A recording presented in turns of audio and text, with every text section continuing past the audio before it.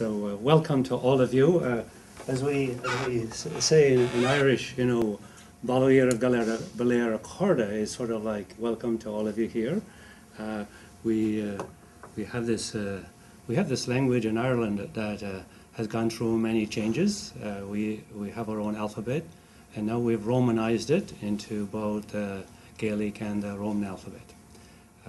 So today, as Tom was saying, this will be around multicultural. In addition, I want to add on some focus on children, adolescents, and elderly about the way the world is moving and that nature. I sort of walked into this, how culture around death was sort of came about was when I was working in hospitals. I noticed that hospitals just had this way, sort of like when they came up with this word called terminal illness. I'd never heard that word before, but it was sort of like, why are they calling them that? Well, another word for like saying dying. And I thought, well, aren't we all dying? You know, what makes them different? I could just go out and get killed walking across the street. And they got moved to a different section of the medical floor. So most of American hospitals, the largest group is like 4 to a room, and then you've got 2 to a room, and then you've got what they call private rooms.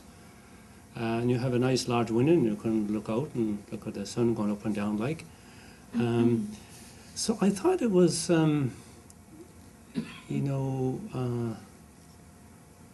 different. My job there was to work in the emergency room and do crisis intervention, trying to screen out who needs to be admitted to the hospital and who needs to, maybe if they're too violent, they need to go maybe to the county hospital for a while and then be brought back, or can they be seen as an outpatient. What I would do also when there was nothing else to do was to help with medical patients. I was trained in the military as a corpsman, or we call it a medic. And so I knew some of that medical stuff and what to do. I would then expanded my job, you know, like that, you know, job you learn in industrial psychology, job expansion or whatever it's called. Job, you know, you get paid the same, but you're doing more work. And I started expanding it just for my own choice. And I would go visit these patients in the ward and just check in, like, you know, how are things going for you. And I noticed some of the patients that after all their tests was done, they had this thing, terminal illness. And I would ask the nurses, like, why is that patient way back there? They said, well, they're dying, you know, people don't want them in their room. And they said, well, who says that? Then I started to have some meetings with some of the nurses. You know, like they have this little room called the break room. I started to have some meetings, and I would invite them. Maybe 1 or 2 would turn up, and you know, and I did it maybe sometimes about twice a month, and then there may be 2 or 3 or 4, and once in a while a physician would drop in or a social worker, and we just talk about using the word death in the hospital. They would call the patient has expired, or they would say, well, last night we lost them. And so the way the language was used was sort of very different. Because I had an apartment, or because you call it nowadays studio, and they, you know, it had supplied water, you know, hot and cold water, and it had all these swanky stuff like a refrigerator, but it also had a phone, and it came with everything. And I thought, well, it comes with a phone too. So, you know, like you check into a hotel, you don't have to ask the phone company. And I thought, you know, it all came. And you remember, like in the phones, there was like you put the number, you know, it'd say. So people asked me, you have a phone? I said, yeah. And I'd give them the phone number that was on this phone. And then I'd run into them again. They'd say, you know, your phone is dead. Well, that is really interesting.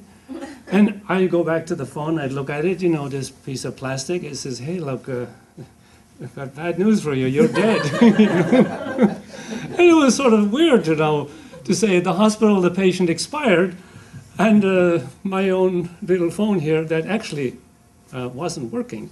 I thought it was automatic, you know, and I didn't know there was such a thing as a phone company, and you'd have to call them up and give them your name and address where you lived, and they would, you know, what you call it, connect it, yes. So this sort of experiences would go on, and you know, if you ever lived in another country, you know, it's very different if you just go there to visit and you're in a hotel or you're living with a family. But when you're an immigrant, you kind of figure out things on your own, and it's mostly things that don't work that you figure like this is not the way to go. Like, you know, you don't drive at the other side of the street even though you know it's on the right side here, kind of thing. So these were experiences, and in the hospital, I would sit there and just listen to the nurses.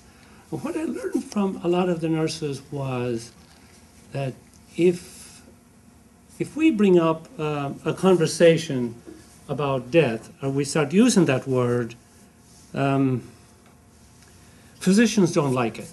Because what are we doing here? We're here to heal the patient, get them well, get them out of the hospital, get them home. And so, well, would you like to talk about that with your patient? Says, yeah, but we're really not supposed to do that. It's not said, and it's not said. It's sort of like many physicians don't like to be given the message that this patient is going to die. And well, what about if the patient says, you know, do you think I'm going to get out of here alive? Or do you think I'm going to die here? Then that's different. Then if the patient brings it up, it's more, you just listen, you don't recommend. And so nurses, many of them were, and social workers as well, were feeling very frustrated.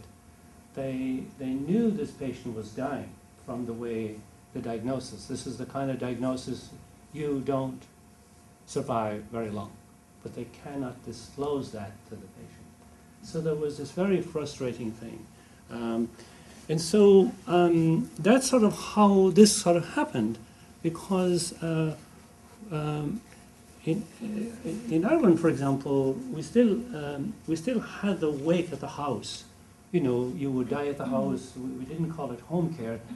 Everybody kind of took care of the dying. We didn't call it sort of taking care of the dying. We talked taking care of like grandmother, grandfather, the person's name. You know, how is Joe? How is Mary? So we sort of like that was the conversation, and so when I got here and I saw this, it alarmed me. So this is kind of like how this came about.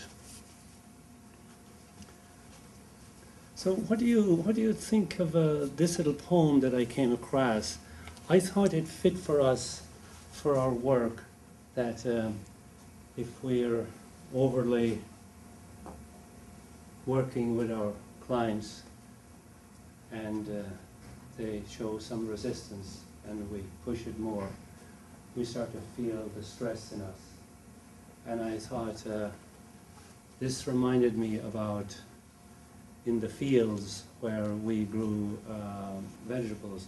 In the farms in Ireland, you grew about 5 or 6 vegetables, and you might have one field for wheat or barley and some sugar beet. And you had to rotate the crops. But when you put the seeds into the ground and you go out and you'd walk, what was called walking the fields, and you would see, like, is there something coming up? And you'd notice each seed had its own timetable before it came above the ground. But if you poked at it and looked what the seed was doing down there, you would kill the seed. It would die. You had to sort of wait until that seed came up above the ground. And I thought, the things we love, we have to learn to leave alone. You know, the farming vegetables that we had such care for, because that was the only income that many people lived off of, regardless. You know. So there was awful care of every inch, every root, every tree, every bush, you know, every cow, goose, and hen, great care of them because they were a part of your income. So this is how this kind of, when I saw this poem, I found it when I was studying for the licensing exam. You remember those days when you studied for the licensing exam? And you did all kinds of things about how not to study. And I'd be at the library of Stanford, I was working there, and I could go to the library, and I'd be there, and I said, well, I'll just walk around and find a book, you know, and I'll have a look at it. And I'd go, and I just, oh, poetry book, you know, hey, let me check it out. And there was like lines of poetry. And I heard about her, but I kind of like didn't know about this poem, and I started going through it, and I saw that it says, maybe studying for the licensing exam is not so bad after all. You know, there is something to it.